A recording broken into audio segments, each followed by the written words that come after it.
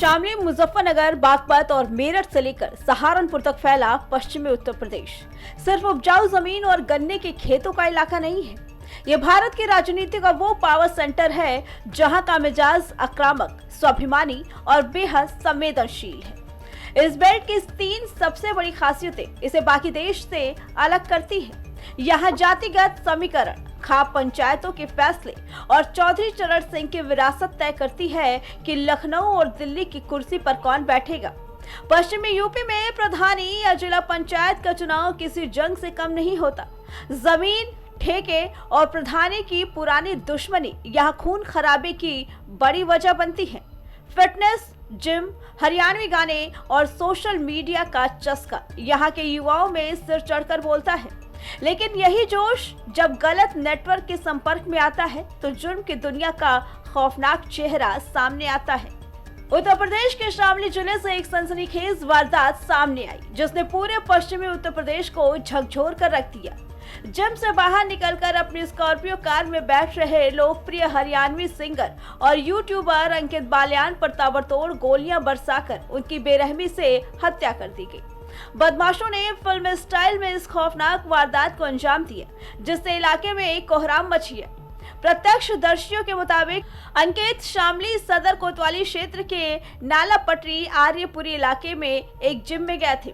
जैसे ही वो वर्कआउट खत्म कर बाहर आए, उसने स्कॉर्पियो गाड़ी में बैठने लगे। पहले से घात लगाकर बैठे बदमाशों ने उन पर अंधाधुंध फायरिंग शुरू कर दी। बचाव की कोशिश करते हुए अंकित ने गाड़ी के अंदर जाने की कोशिश की, लेकिन हमलावरों ने जबरन गेट खोलकर करीब 15 से 20 राउंड गोलियां दाग दी। 3 गोलियां गाड़ी के शीशे पर और 5 गोलियां सीधे अंकित के शरीर पर लगी।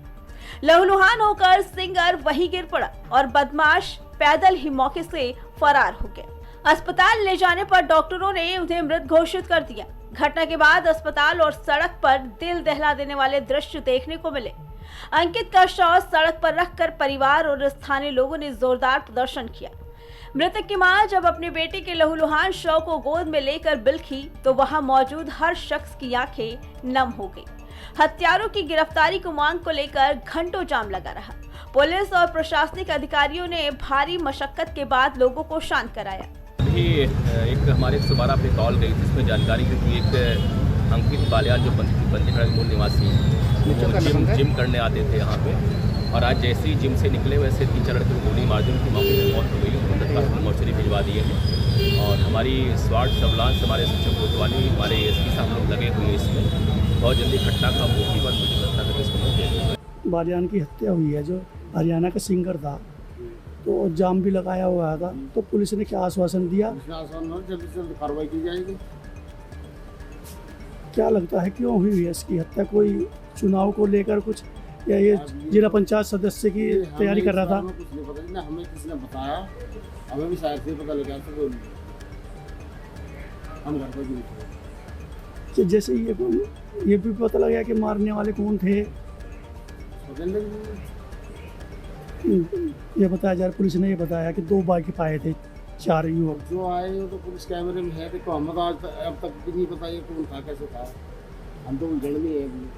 तो अब आप संतुष्ट हैं पुलिस के आश्वासन से? कार्रवाई से जो पुलिस कार्रवाई करी, डीआईजी साहब भी आ रहे, एसपी साहब भी आए, सीओ साहब भी आए, एडीजी साहब भी आए, इंस्पेक्टर साहब ने खुद कहा, धर्मेंद्र जी ने। क्या नाम है जी आपका? रवि शर्मा। तो आप जिम ट्रेनर हो, ओनर। तो क्या है मामला जो हत्या हुई अंकित की यहाँ पे बालियान की, जो सिंगर थे? वो डेली एक्सरसाइज करने आते थे हमारे पास। कभी सुबह आए थे, कभी शाम को आ जाते थे। तो वो अपना वर्कआउट पूरा करने के बाद जैसे जा रहे थे करीब 6:30-7 बजे, तो बाहर कुछ लोगों ने उन पर फायरिंग कर दी। उनकी गाड़ी खड़ी होती है करीब 20 मीटर दूर यहाँ से, उसमें बैठने लगे थे तब। तो जैसे फायरिंग की आवाज़ सुनी होगी, कितने राउंड फायरिंग हुई है? 15-20 राउंड।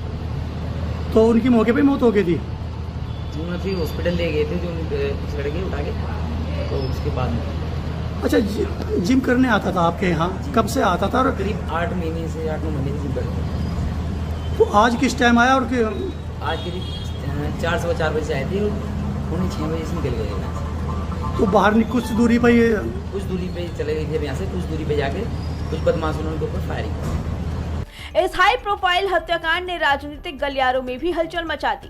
समाजवादी पार्टी के राष्ट्रीय अध्यक्ष अखिलेश यादव ने सोशल मीडिया प्लेटफॉर्म एक्स पर पोस्ट कर योगी सरकार की कानून व्यवस्था पर तीखा प्रहार किया। उन्होंने लिखा कि उत्तर प्रदेश में कानून व्यवस्था को शून्य करते हुए जिस तरह सरेआम बेरहमी से हत्या की गई, उससे पूरे क्षेत्र में भारी भय का माहौल है। जाट समुदाय में इस घटना को लेकर गहरा आक्रोश है। सूत्रों और सोशल मीडिया दावों के अनुसार इस हत्याकांड में कुख्यात गोगी गैंग का एंगल सामने आ रहा है। कनाडा के टोरंटो से गैंग ऑपरेट करने वाले भोलू शाहपुरिया के नाम से बने एक सोशल मीडिया अकाउंट पर हत्या की जिम्मेदारी लेने और दुश्मनों को आगे भी ऐसा ही अंजाम देने की खुली धमकी दी गई। हालांकि पुलिस अभी इन दावों की सत्यता की पुष्टि करने में जुटी है। शामली पुलिस के अनुसार इस वारदात में 3 से 4 अज्ञात हमलावर शामिल हो सकते हैं। पुलिस सीसीटीवी फुटेज खंगाल रही है। आरोपियों की धरपकड़ के लिए कई टीमें गठित कर दी गई। हत्या के पीछे आपसी रंजिश, गैंग वॉर के साथ साथ इस बात की भी सुगबुगाहट तेज है कि अंकित आगामी जिला पंचायत चुनाव की तैयारी कर रहे थे, जिसके चलते राजनीतिक प्रतिद्वंदिता के एंगल से भी जांच की जा रही है। लेकिन बड़ा सवाल ये है, क्या शामली की इस दहला देने वाली वारदात के पीछे सिर्फ पुरानी रंजिश है या पश्चिमी यूपी में किसी बड़े गैंगवार की शुरुआत हो चुकी है? पुलिस की जांच और खुलासे पर अब पूरे प्रदेश की निगाहें टिकी है। फिलहाल इस खबर पे आपका क्या कहना है, कमेंट करके जरूर बताइए। Bureau report, prime TV.